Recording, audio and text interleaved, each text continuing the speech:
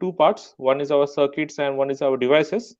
So the devices parts is been taken by which professor? NM sir. Anybody? Huh? Sir, NM NM sir. sir.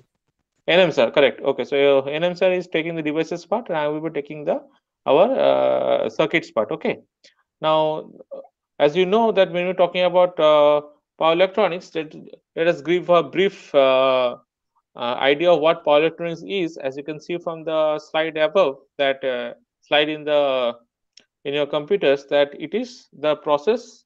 It is power electronics. The task of the power electronics is to process and control the flow of electric energy by supplying voltage and currents in a form that is optimally suited for user loads. Okay, in short, it involves the study of electronic circuits intended to control the flow of electrical energy. As you know that nowadays whatever we think of is basically dependent upon this power electronics. Now obviously we have studied electronics in our second year classes, and now when we're talking about power electronics, basically means that the current handling capability of that particular semiconductor device has increased. Okay, that's why the term is power electronics, means the current handling capacity has increased. That's why it is termed as power electronics.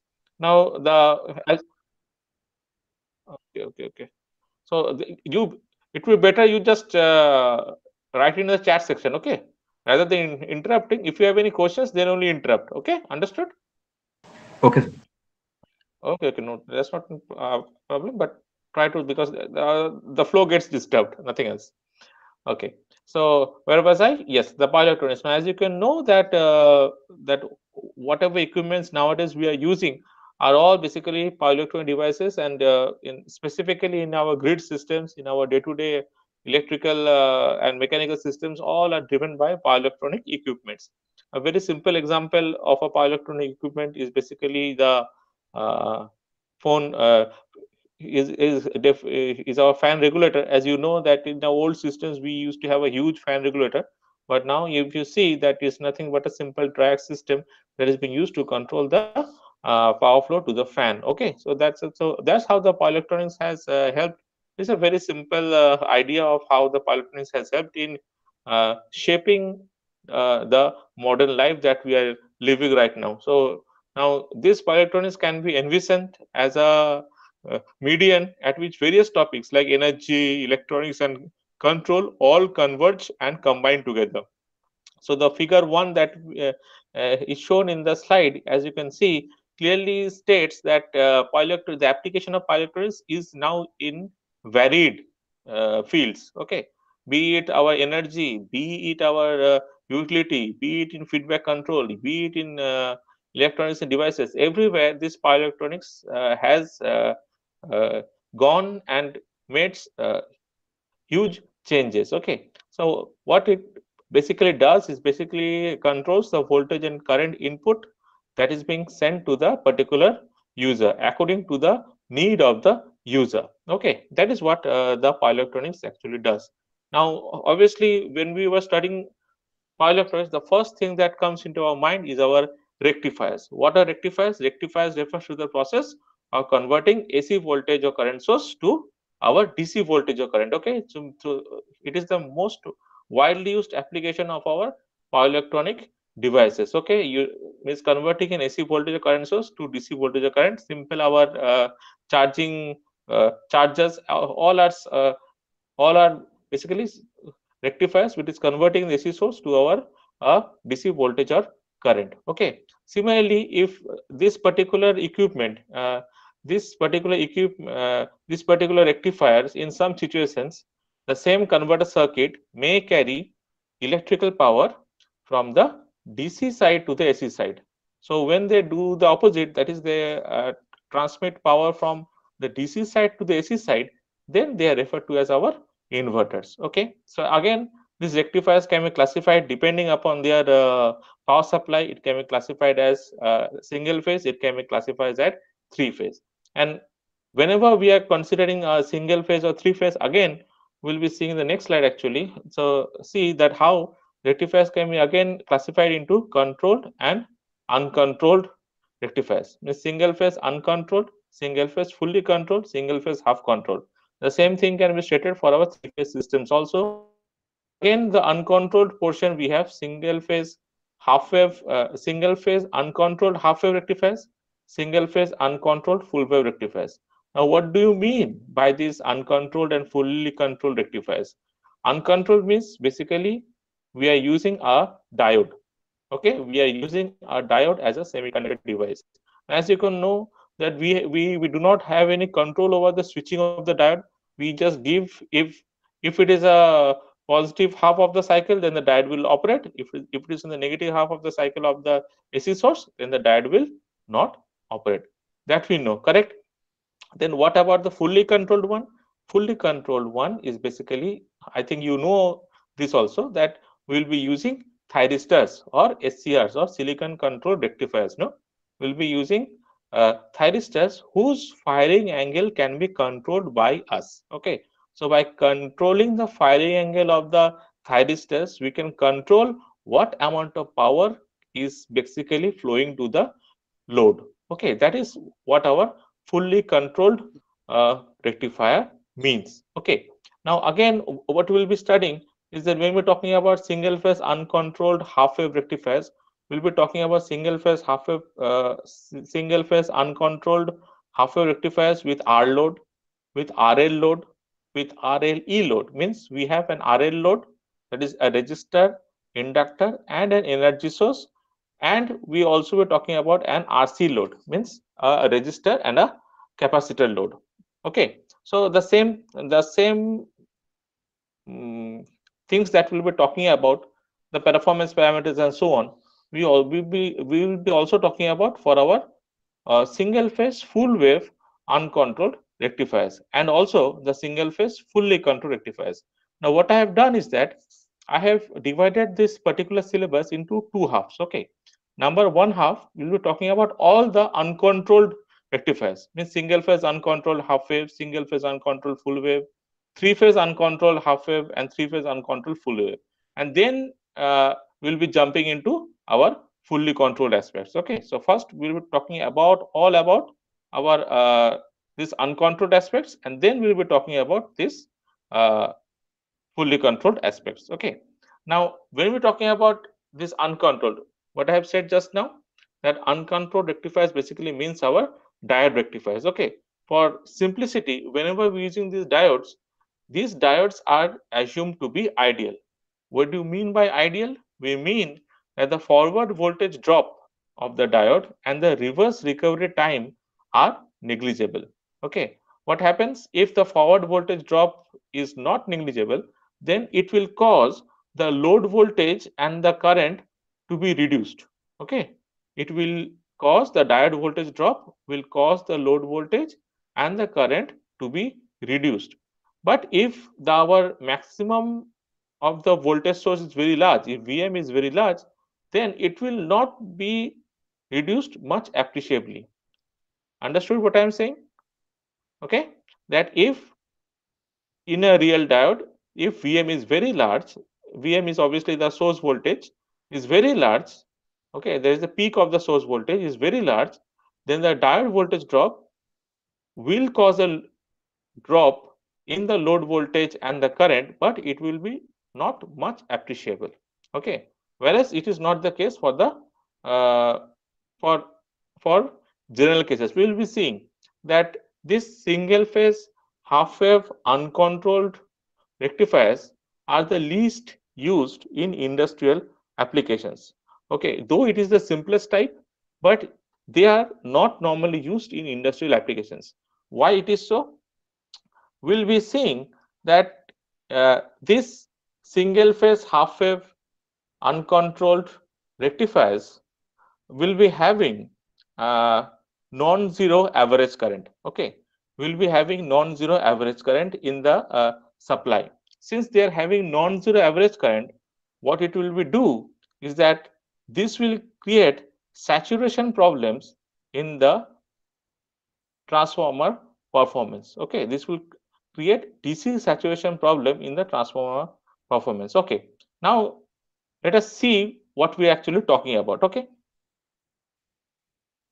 Okay, so as you can see, this is the typical picture of a single phase half wave uncontrolled rectifier with resistive load. Okay, this application is limited to very low power devices like switching DC power supplies and so on, because the reason that I have just mentioned.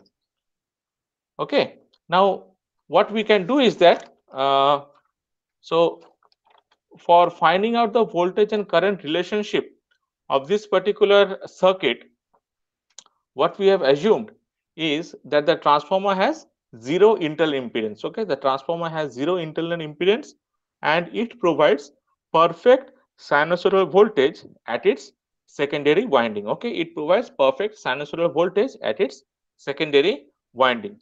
Okay, so with this assumption in mind that the transformer has zero internal impedance and provides perfect sinusoidal voltage at its secondary winding, let us see the waveforms of the resistive load and the voltage waveforms of the diode. Okay, so this is the typical picture of a single phase half wave uncontrolled rectifier with R load. As you can see that this is the source voltage, this is our source voltage. Okay, so during the positive half cycle of the transformer secondary voltage, during the positive half cycle of the transformer secondary voltage, diode D conducts. Okay, diode D conducts during the positive half of the transformer secondary voltage, and obviously during the negative half cycle the diode D stops conducting. Okay, diode D stops conducting. Why it stops conducting? Because it is reverse biased. Okay, because the diode is reverse biased in the negative half cycle of the transformer secondary voltage. Okay, so obviously the load means the current through the load will be following the voltage. So see the current also. So the current is obviously Vm by R, and the voltage across the diode obviously for the negative half cycle of the transformer secondary voltage will be our minus Vm. Okay, obviously when the during the positive half cycle of the transformer secondary voltage, the diode D would be acting as a short circuit. Okay, so it is acting as a short circuit. As you can see, since it is acting as a short circuit, the voltage across it would be zero, but in the negative half cycle it should be having a certain uh, reverse voltage which is minus Vm. Okay, so what we can infer, from this particular figure, is that the peak inverse voltage, okay, which is also known as our PIV, peak inverse voltage of this diode D is equal to minus Vm.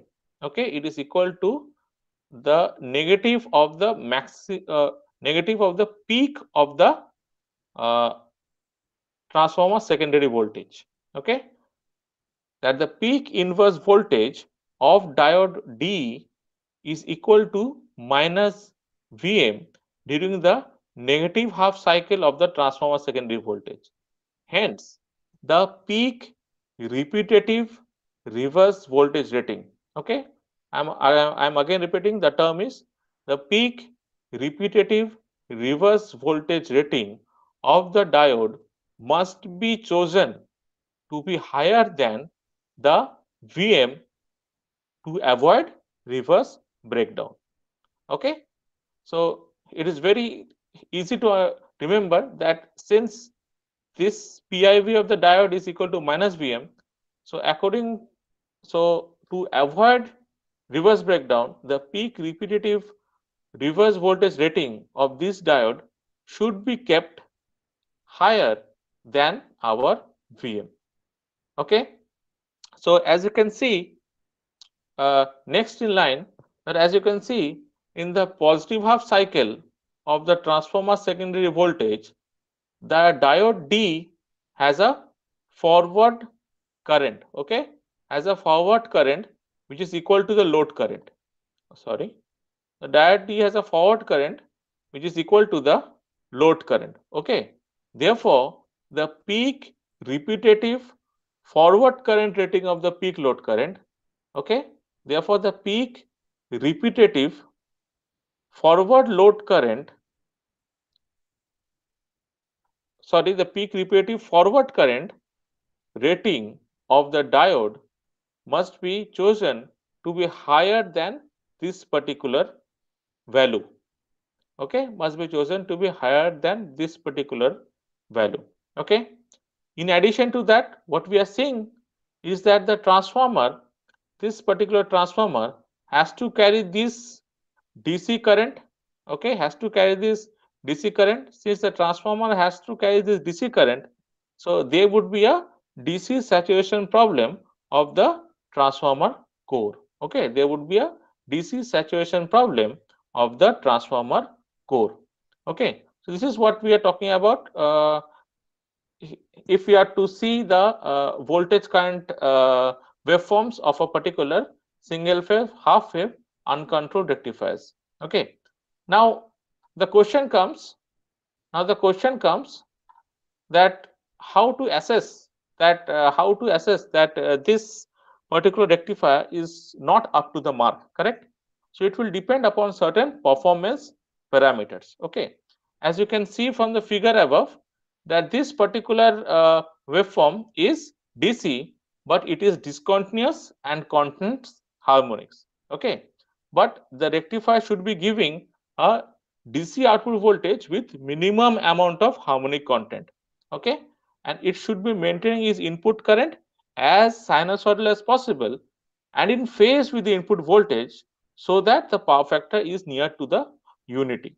Okay, so this particular rectifier requires the determination of harmonic contents of the input current, output voltage, and output current. Okay, so there are different types of rectifier circuits, and the performance of all these rectifiers are normally evaluated in terms of certain performance parameters. Okay, so I would now request you all to find out the performance parameters. Now, what is the first one? First one is to find the average value of the load voltage. The load voltage is here is VL. So what is the average value of the load voltage? Anybody? If we find out the average value of the load voltage,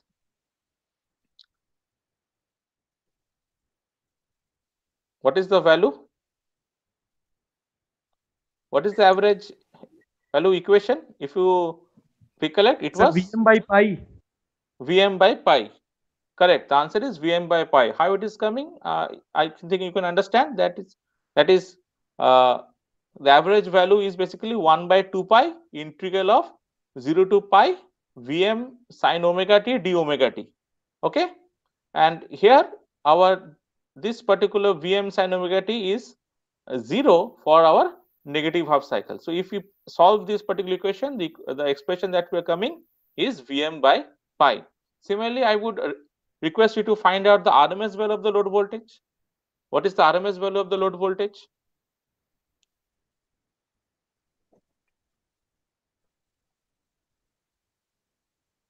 Yes. What is the RMS value of the load voltage?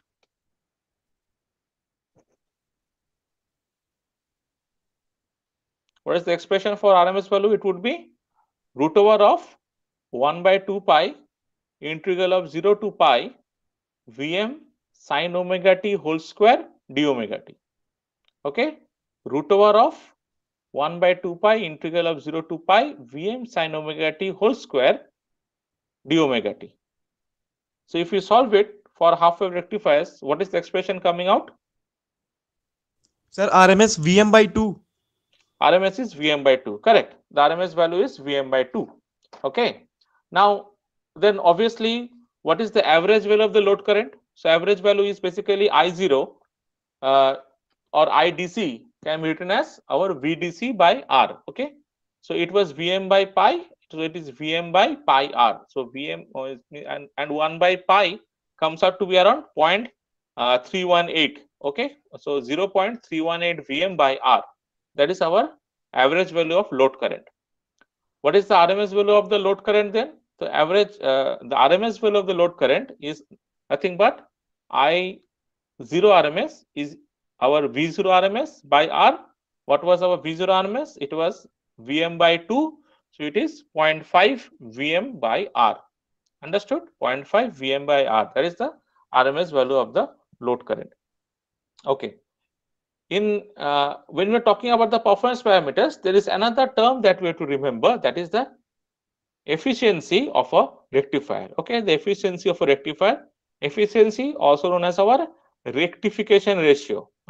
Okay, also known as our rectification ratio. So efficiency or rectification ratio of a rectifier is a figure of merit and permits us to compare the effectiveness of the particular circuit. Okay, efficiency or rectification ratio of a rectifier is a figure of merit and permits us to compare the effectiveness of a particular circuit. So how the rectifier is means how the efficiency is defined? It is eta equal to PDC by PSC. What is the value coming out to be? PDC by PSC. PDC means VDC into IDC, and PAC means obviously V0 RMS into I0 RMS. So what is the percentage it comes out to be?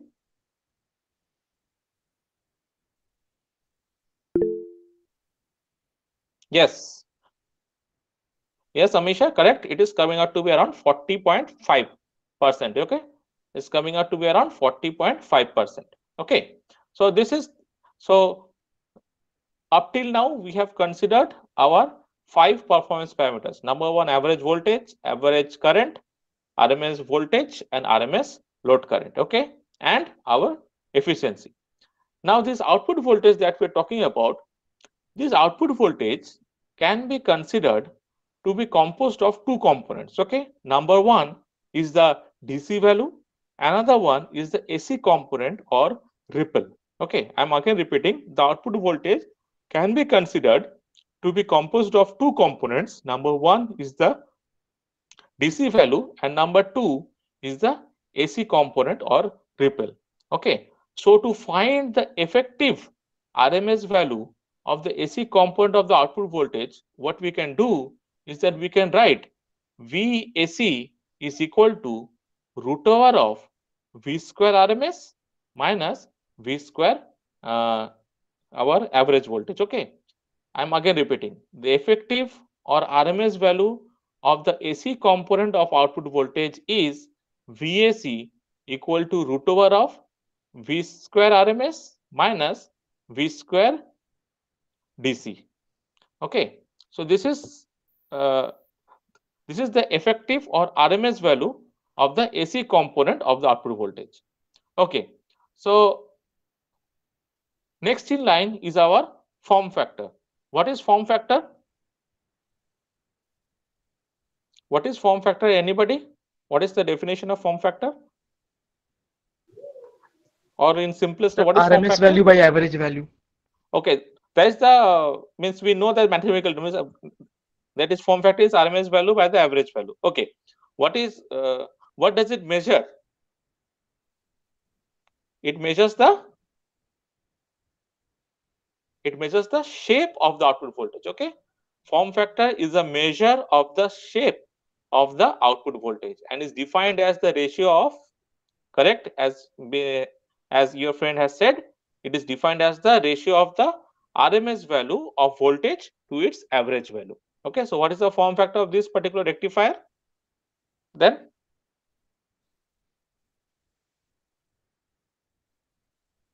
what is the form factor of this particular rectifier? Correct, it is 1.57. Okay, it is 1.57. Okay, next in line is basically is our ripple factor. Okay, ripple factor is obviously, as the name suggests, is a measure of the ripple content in the voltage waveform, and since we are using a resistive load, the same value will also be getting for the current waveform also. Okay, so ripple factor, also known as RF, is a measure of the ripple content. Okay, and is defined as, anybody? It is defined as VAC by VDC. Okay, it is defined as VAC as the ratio of the effective RMS value of the output voltage by the average voltage. Okay, So it is so ripple factor is VAC by VDC. So what is the ripple factor of this particular rectifier then? Sir, 1.21. 1.21, correct. 1.21. So the ripple factor, if you see, if you have written the equation properly, then you can see that is nothing but equal to form factor square minus 1. Okay, is equal to form factor square minus 1. This is our ripple factor. Please remember again that this ripple factor is for the voltage, and since we are using a resistive load, the ripple factor of the output load current will also be the same. Okay, the ripple factor of the output load current will also be the same. Okay, now now in this particular answer of the ripple factor is the answer lies why we are not using this particular single phase half wave uncontrolled rectifier in our day-to-day usage, because the reason is we are not using this single phase half wave uncontrolled rectifier because of this high ripple content in the voltage and the current waveform. Okay, because of this high ripple content in the output voltage and current waveform. Because of this high ripple content, this rectifier is seldomly used for with a pure resistive load. Okay, with a pure resistive load. Then the next performance parameters that I would like you to find out, what is the RMS value of the transformer secondary voltage? What is the RMS value of the transformer secondary voltage?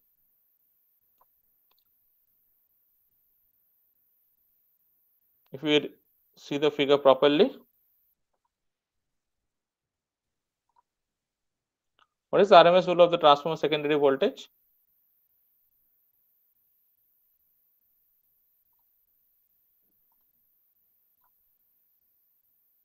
Anybody? Sir, Vm by root 2. Correct. The answer is Vm by root 2. Means it is root over of 1 by 2 pi integral of 0 to 2 pi Vm sine omega t whole square d omega t. Okay, it is Vm by root 2. Okay. So what is the RMS value of the transformer secondary current? Suppose it is IS RMS.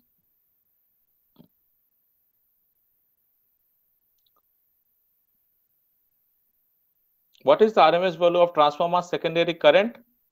Suppose it is IS RMS. It should be the same as that of the load current. Is not it?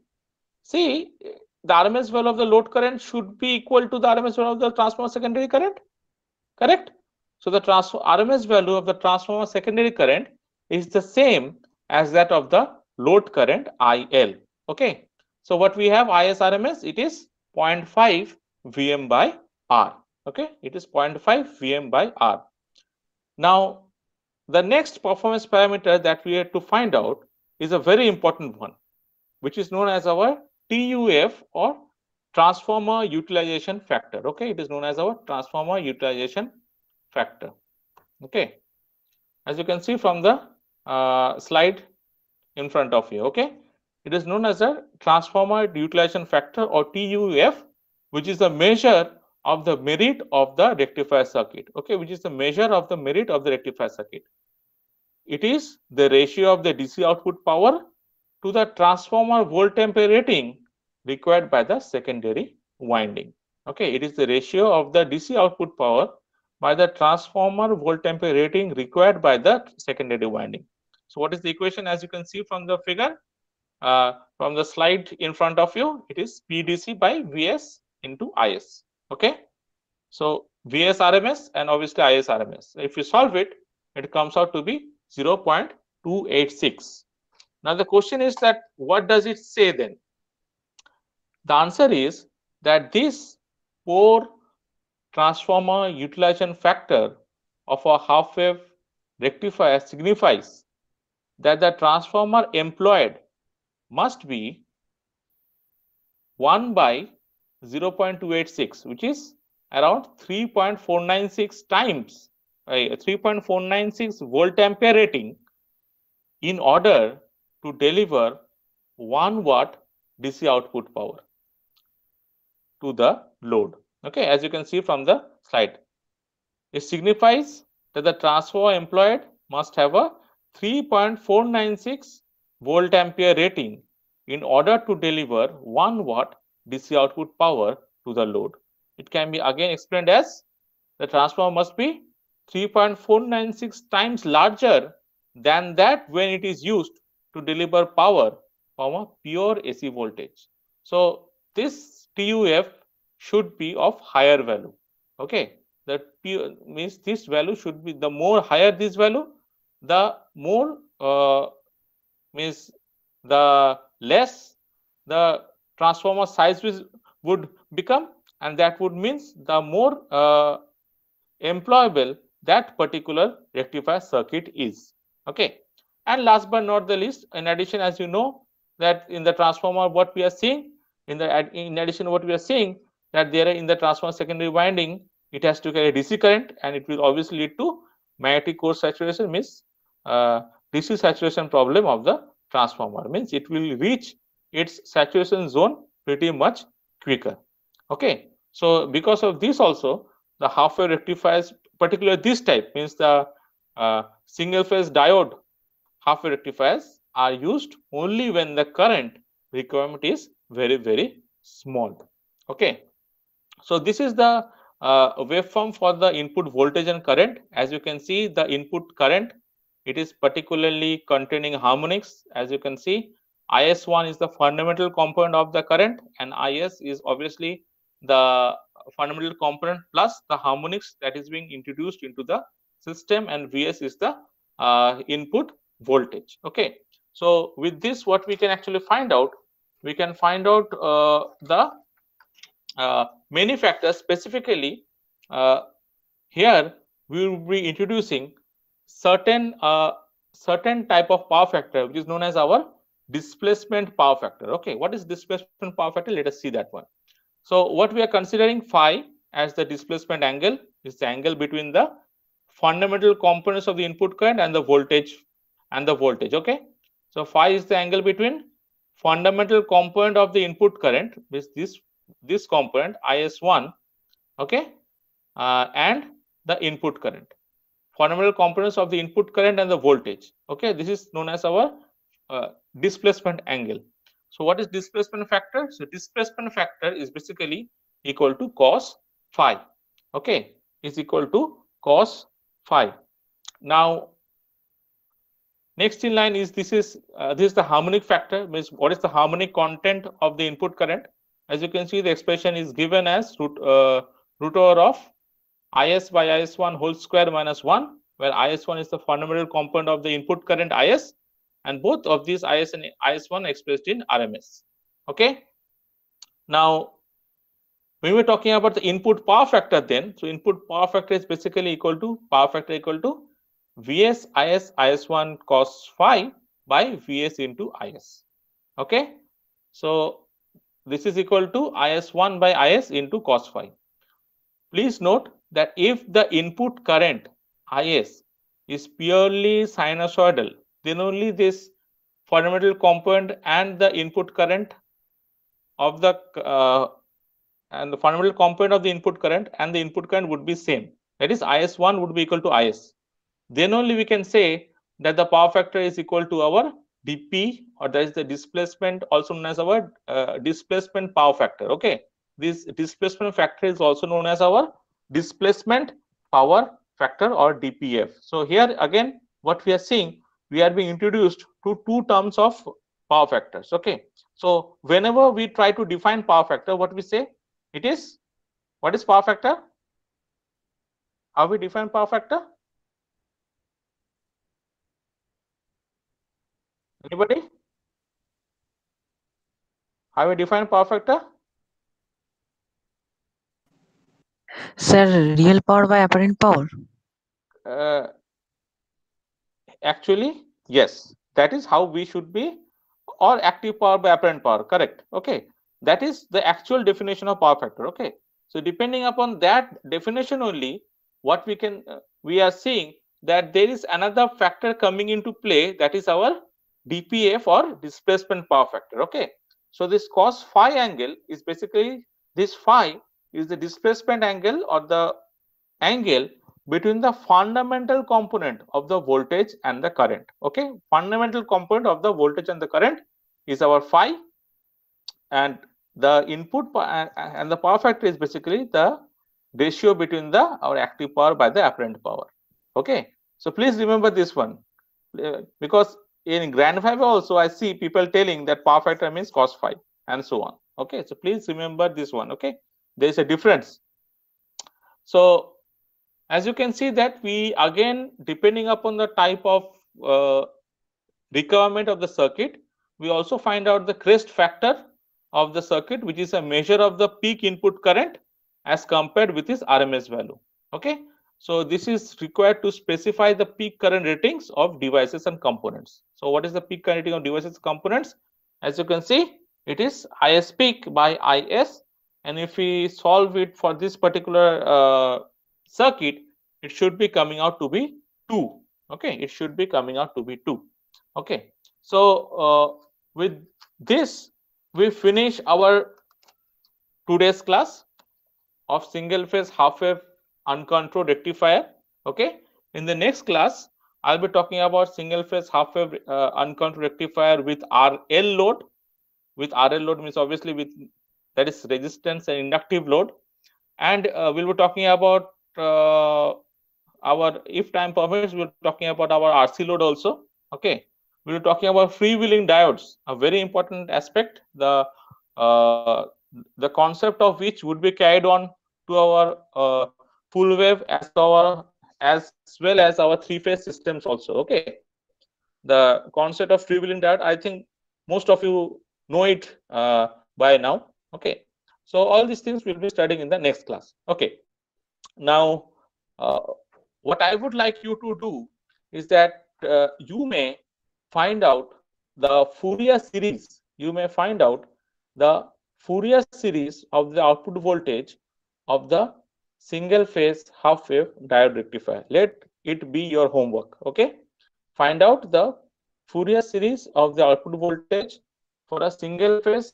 half wave diode rectifier, because finding out this Fourier series may sometimes come in your examination. I think you all know Fourier series by now.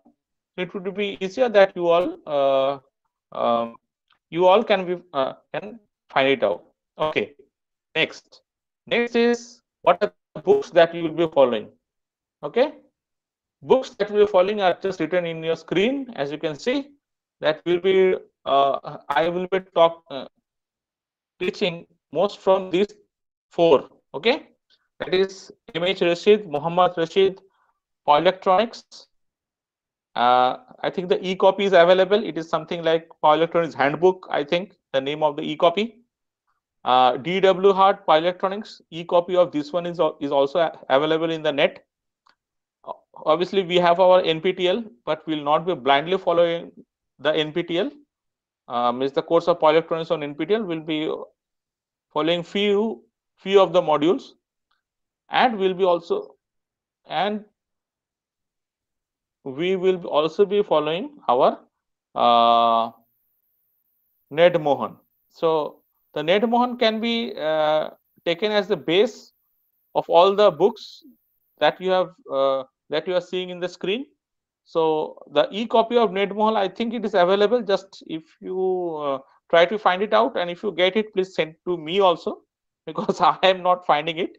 Okay, I have the hard copy of it. So if you can find the e-copy of the Ned Mohan Power Electronic book, then please follow that one. And thank you. Any questions? Any questions, anybody?